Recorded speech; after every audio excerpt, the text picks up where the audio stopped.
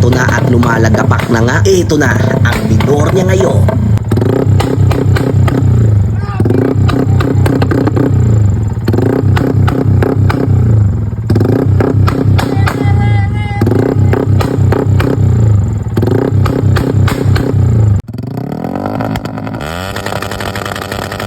Sup mga kasolis, panibagong araw, panibagong gasos naman. Ngayong araw bossing ay kakabit natin ang cable ng ating quick throttle. Nasira nga ang dating quick throttle natin, kaya nagkabit tayo ng CNC na quick throttle. Kaya eto ako, binabaklas na ang mga kaha. Sa hindi nga inaasahan, mas dumami ang papalitan. Bakit naman kasi? Sa tuwing bumabaklas ay lumalabas mga kailangan pang palitan. Dumagdag na naman. Imbis simpleng CNC quick throttle lang, dumagdag pa. Aray ko, napakamot pa ko sa ulo.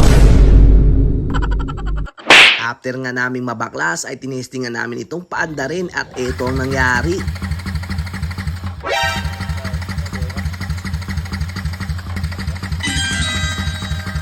Ako, ano na naman kaya to? Kailangan pa sanang itesting yung throttle kung sakto na, pero ito na naman yung bisyo. Kut pa more. Bumalik muna kami dito sa throttle at may kailangan pang putulan kasi nga ang haba pa ng cable. Ganito palang technique mga bossing. Para mas tumagal at hindi maputol yung cable, kailangan mo palang lagyan ng parang maliit na PVC pipe. Nasok na yung cable para makaabot sa dulo. Nagputol na din kami dito sa may hulihang bahagi. Buti na lang at hindi na busy ang mekaniko ko. Tinulungan na kaming mag-ayos at magpaandar dito kay supladong sniper. So nga, eto yung issue. Hanggang redondo na lang nga siya. Parang kulang pa ng power. Pinahirapan pa kami. Iridium na spark plug lang palang katapat.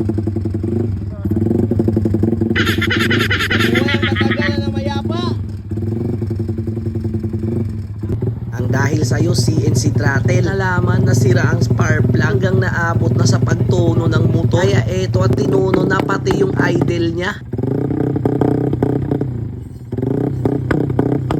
Yung nakakabit pala ngayon ay yung bigay sa atin na AC Project 5. At ito yung minor niya, medyo bilog.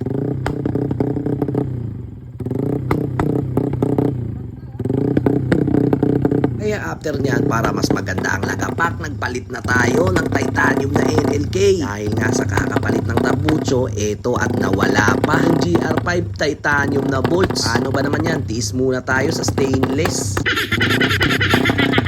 Habang tinutuno nga yan ni Master ay nagkabit na tayo ng stainless na bolts para naman hindi lumipad bigla yung canister. Eto na at lumalagapak na nga. Eto na ang minor niya ngayon.